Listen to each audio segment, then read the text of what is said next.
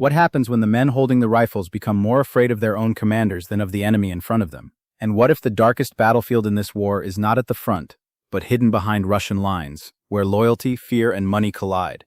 If you want clear reporting without the noise, take 1 second to like this video. Subscribe if you value sharp analysis, and share it with one person who still thinks war is only about maps and missiles. For a long time, most people measured this war the same way. They looked at territory gained. They counted drones, tanks, artillery shells, and casualty estimates. They watched arrows on digital maps move east, then west, then stop. But those numbers only tell you what happened on the surface. They do not tell you what is happening inside the machine. And sometimes, that hidden story matters more than the front line itself. Because an army does not collapse only when it runs out of weapons.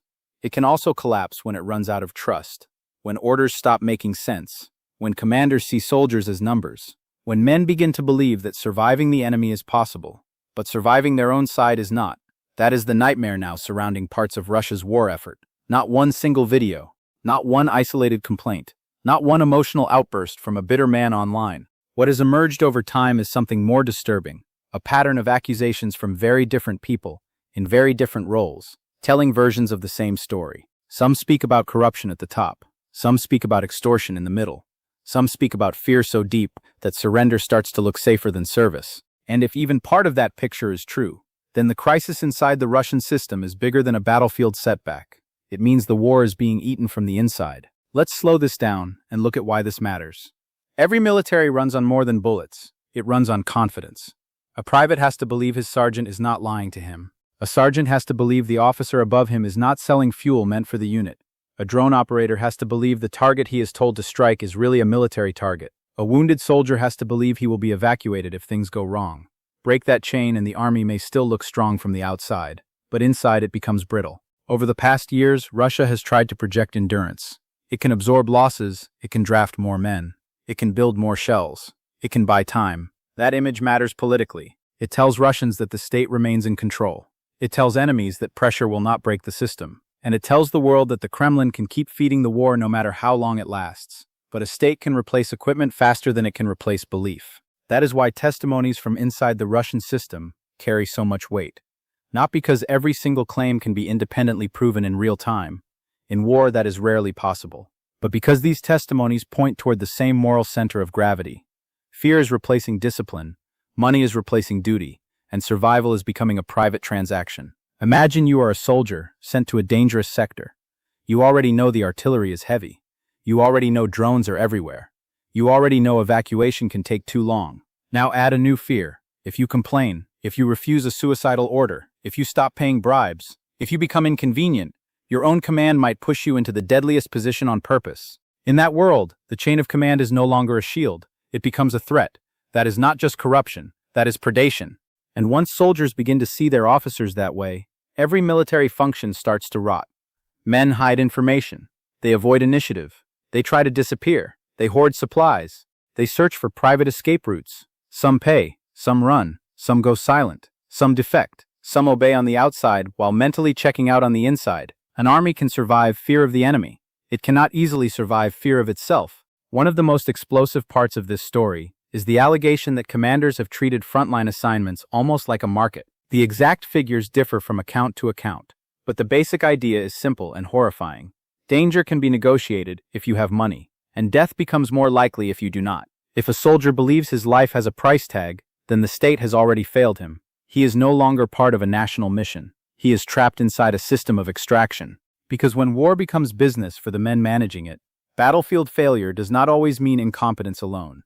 Sometimes it also means incentives are poisoned, fuel goes missing, trucks get diverted, equipment is misused, payroll becomes opportunity, casualty lists become accounting tools. In that environment, the front does not simply weaken because the enemy is strong. It weakens because the system behind it is feeding on it. This is where the story moves from scandal to strategy. If corruption sits at the edges of a military, it is dangerous. If corruption reaches logistics, it becomes operationally decisive. And if corruption reaches the relationship between commander and soldier, it becomes existential. Why? Because logistics are not glamorous, but they decide endurance. A tank without fuel is metal. A gun without shells is weight. A trench without food becomes panic. A unit without transport becomes fixed in place. And a soldier who believes supplies are being stolen is not just angry, he is mentally alone. Wars are often described as contests of firepower, technology, and manpower. All true, but they are also contests of organization. Which side can turn resources into coordinated action? Which side can move information faster? Which side can adapt? Which side can absorb shock without losing internal coherence? That word matters, coherence. If Russian commanders are truly extorting their own troops in some sectors, then coherence breaks at the most intimate level of war, not at the level of grand speeches, not at the level of defense ministries, at the level where a tired man in mud asks himself one simple question before dawn: can I trust the person sending me forward? If the answer becomes no, the damage spreads outward fast. It helps explain why some positions look stronger on paper than they feel in reality. An army can have mines, trenches, artillery, and reserves, yet still perform badly if the men inside the system are hollowed out by fear and cynicism. On maps, a line may look stable. On the ground, it may be held together by coercion, secrecy, and inertia. That kind of stability is fragile, and history gives us many warnings. Armies do not always fail with dramatic announcements. Sometimes they fail quietly first. Orders take longer. Reports become less honest. Junior officers stop taking risks. Soldiers follow commands in body but not in spirit. Commanders inflate success and hide losses. Supplies vanish. Blame moves downward. Punishment moves upward. And then one day a line that looks solid suddenly gives way. From the outside it looks shocking. From the inside, the collapse began long before anyone saw it. That is why these accusations matter even beyond the specific names involved. Because the names may change. The pattern is the true signal. At the top, nationalist voices inside Russia have at times accused senior leadership of failure, betrayal, or criminal incompetence. Their language is often extreme. Their motives are not democratic. Many of them support the war itself. But that is exactly what makes some of these outbursts so revealing. These are not peace activists saying the system is broken. In several cases, they are hardliners saying the machine is sabotaging its own mission. It suggests the fracture is not simply between pro-war and anti-war camps. It may also exist inside the pro-war world itself, between those who believe the state is fighting badly and those who are benefiting from the chaos. And in the middle of that structure, the soldier pays the price. Not the general on television, not the official at a podium, not the propagandist posting slogans. The man in uniform, cold, exhausted, and dependent on a chain of command he may no longer trust. Here is the brutal irony. Systems built on fear often look powerful, right until fear starts moving in the wrong direction. The Kremlin can use fear to drive mobilization, discipline, and obedience. But if fear stops pointing toward the enemy and starts pointing upward toward commanders, then the state begins destroying its own instrument of war. That is when survival becomes personal. That is when desertion looks rational. That is when bribery looks logical. That is when confession videos begin to appear. Because this problem is not limited to poorly trained conscripts. Some of the most troubling reports involve men tied to technically advanced units, especially drone warfare. On paper, those units should represent modern adaptation. Better equipment, better pay, higher status, more distance from the brutal chaos of trench assaults. But technology does not protect the human conscience. In some cases, it sharpens the crisis. A drone operator sees things other soldiers do not. He watches targets from above. He often sees the moment before impact and the aftermath after it. If he begins to believe the targets are wrong or the mission is rotten, he carries that knowledge in a very direct way. There is no muddy confusion, no smoke to hide behind, only image, decision, and consequence. So when a man from that world defects or speaks out, the message lands hard. It suggests that even the units meant to symbolize professionalism may be facing something deeper than stress. They may be facing moral collapse. If this reporting is valuable to you, don't just watch in silence. Tap like so more people find it, subscribe so you don't miss the next breakdown, and send this to one friend who wants the deeper story behind the headlines. And moral collapse is dangerous because it spreads differently from material collapse. If a unit lacks vehicles, that can be fixed with vehicles. If it lacks ammunition, that can be fixed with ammunition. If it lacks manpower, more men can be pushed in. Brutal, but possible. But if it lacks meaning, trust, and legitimacy, what exactly do you send to repair that? More propaganda? More threats? More prison terms? Those methods can delay a breakdown. They do not heal it. That is why the Russian command system may be trapped inside its own solution. To keep men fighting, it uses pressure. But too much pressure destroys loyalty. To keep the front filled, it uses coercion. But too much coercion destroys initiative. To silence complaints, it punishes dissent. But too much punishment turns every witness into a potential future defector. This is the paradox of authoritarian warfare. The same tools used to preserve control can slowly poison performance. Now connect that to the wider battlefield. When outside observers see Russian setbacks, they often ask a simple question: is this a problem of capability or a problem of command? In reality, those two things merge. Bad command becomes bad capability over time. Corruption turns manpower into waste. Fear turns numbers into fragility. Theft turns logistics into fiction. False reports turn planning into fantasy. And fantasy is lethal in war. A commander who lies upward may get promoted. A commander who steals may get rich. A commander who sacrifices inconvenient subordinates may stay safe a little longer. But the entire structure pays later, in lost positions, shattered morale, and deeper distrust. That may help explain why some Russian defenses have looked uneven. In one area, stiff resistance.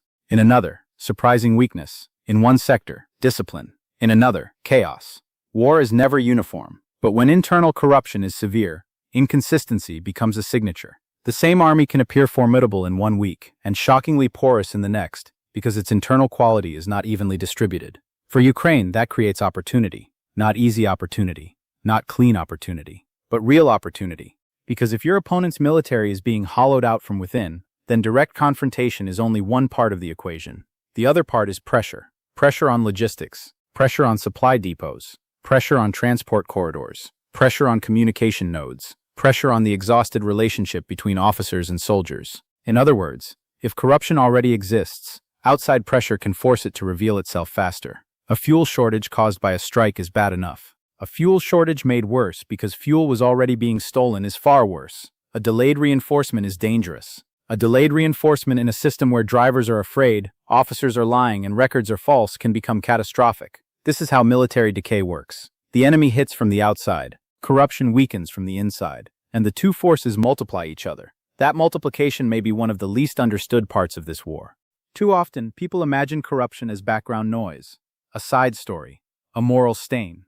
But corruption in wartime is not just immoral, it is kinetic. It changes what moves, what arrives, who survives, and which orders get obeyed. And when the corruption includes direct abuse of one's own troops, it crosses from inefficiency into terror. That terror has psychological consequences that are hard to reverse.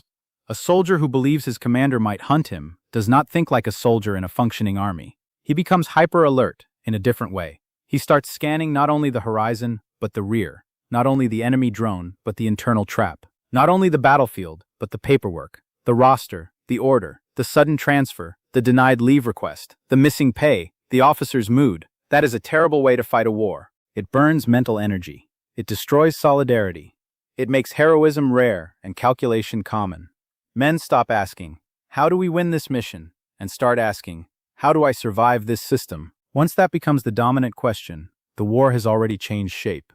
And that leads us to one of the darkest possible outcomes: replacement. When a regime realizes its own citizens are becoming harder to control, more expensive to compensate, more likely to complain, or more dangerous as witnesses, it looks for substitutes. Not always openly, not always cleanly, but the logic is simple. Bring in men with fewer rights, weaker visibility, and less political cost. That is why the reports of foreign recruits, migrants, prisoners, and outside manpower matter so much. Because this is not just about numbers, it is about political insulation. If a Russian family asks questions, that creates risk. If a foreign recruit dies in silence, the political cost may be lower. If a prisoner is sent forward, his loss may barely register. If a man from far away does not even understand the full mission, he is easier to move like cargo. Cruel logic, but logic all the same, and yet that solution creates new dangers. An army made up of frightened conscripts, pressured contract soldiers, convicts, and foreign recruits may still fill trenches. It may still launch assaults, it may still absorb losses. But can it perform complex, synchronized, adaptive warfare for a long period?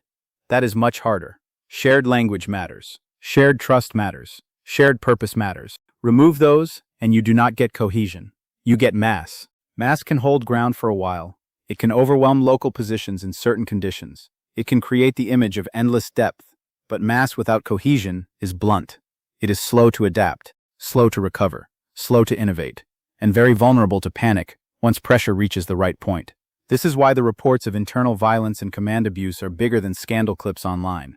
They point toward a war effort trying to compensate for moral weakness with mechanical pressure. And mechanical pressure has limits. A state can force bodies into uniform. It cannot force trust into the heart. A state can threaten silence. It cannot fully erase what soldiers learn. A state can hide losses. it cannot fully hide fear from the men living inside it. By this stage of the war, the question is no longer only how many men Russia can send. The question is what kind of army those men are entering. Are they joining a coordinated war machine? Or are they stepping into a marketplace of intimidation where life, leave, safety, and truth are all negotiable? That distinction matters because it shapes the future. If the system keeps drifting toward internal predation, then even tactical successes may hide strategic decay. A village can be taken, a line can hold, a strike can land. But if the institution behind those actions is consuming itself, then each success may cost more than it appears. And eventually, the bill arrives. If this story keeps you thinking past the usual headlines, hit subscribe, leave a comment with the angle you think the media misses most, and share this video so the conversation gets sharper, not louder. Now step back and look at the moral center of all this. War is always brutal. No serious person denies that. It strips away comfort and exposes human beings to fear, grief, rage, and exhaustion. But even in war, there are lines that tell you what kind of system you are looking at. One of those lines is simple. How does an army treat its own people? Does it lie to them? Does it steal from them? Does it abandon them? Does it terrify them into obedience? Does it treat them as disposable inventory? When those answers become yes often enough, you are no longer looking at a disciplined military force in the deeper sense. You are looking at a coercive structure trying to keep motion going through intimidation and extraction. That may still produce violence, it may still produce danger, but it is also a sign of deep weakness, and weakness hidden under aggression is one of the most unstable forces in geopolitics, because it creates a leadership incentive to escalate outward while decaying inward, to strike harder abroad because truth at home is becoming harder to manage, to celebrate sacrifice while privately minimizing the value of the people doing the sacrificing, to demand loyalty while offering less and less of the one thing loyalty depends on, belief that the system would protect you if it could. That is the true horror behind the phrase, hunting their own troops. It is not only about individual crimes, though those matter. It is about a worldview in which soldiers are no longer sons, husbands, fathers, and citizens first. They become movable inputs, a logistical category, a cost problem, a silence problem, a replaceable part. And when commanders begin to think that way, every order becomes morally contaminated, because the men receiving it can no longer separate duty from manipulation. They no longer know whether they are being led, used, punished, or erased. That uncertainty is poison. It poisons courage, because courage needs purpose. It poisons discipline, because discipline needs legitimacy. It poisons endurance, because endurance needs trust. And once those things go, fear fills the space. Fear of the rear, fear of the roster, fear of the next transfer. Fear that if you survive the shelling, someone behind you may still decide you are more valuable dead than alive. No army can live in that state forever without paying an enormous price. The price may not appear all at once. It may come in leaks, defects, drunken violence, desertions, false reports, missing supplies, failed assaults, and sudden collapses that look mysterious to outsiders. But inside the system, the logic is clear. Men who are hunted by their own side do not become stronger fighters. They become survivors of an institution. And survivors are not the same as believers. That is why this story matters beyond Russia. It is a warning about what happens when a state confuses control with strength, when it mistakes silence for loyalty, when it believes corruption can coexist forever with military effectiveness, when it thinks bodies can replace morale, when it assumes fear can do the work of honor. For a while, fear can move a machine, but fear is a terrible fuel. It burns hot, it burns dirty, and eventually it burns the engine itself. So where does this leave us? It leaves us with a war still dangerous, still grinding, still full of uncertainty. It leaves us with allegations that must be handled carefully, but not dismissed lightly. It leaves us with a growing sense that the real fault line may not only run across trenches and borders, but through the Russian command system itself. And if that fault line widens, the consequences will not remain hidden behind the front. Because when an army begins to fear its own commanders more than the enemy, the battlefield changes. When men believe their lives are priced, traded, or erased by the people meant to lead them, the state changes. When fear replaces trust all the way down the chain, the war changes. And when that happens, the biggest threat to the machine may no longer be the strike from outside. It may be the rot spreading within. So the next time you hear that a line is holding, ask a harder question. Holding with what? With loyalty? With discipline? With belief? Or with bribes, terror, lies, and men too trapped to run? Because those are not the same thing. Not even close. One can endure pressure and recover. The other only delays the moment of collapse. And that is why something truly evil may be happening behind Russian lines. Not just incompetence, not just corruption, something darker, A system that appears willing to consume its own soldiers to preserve itself for one more day, one more week, one more news cycle. That may be enough to keep the war going, but it may also be the clearest sign that the structure behind it is already dying.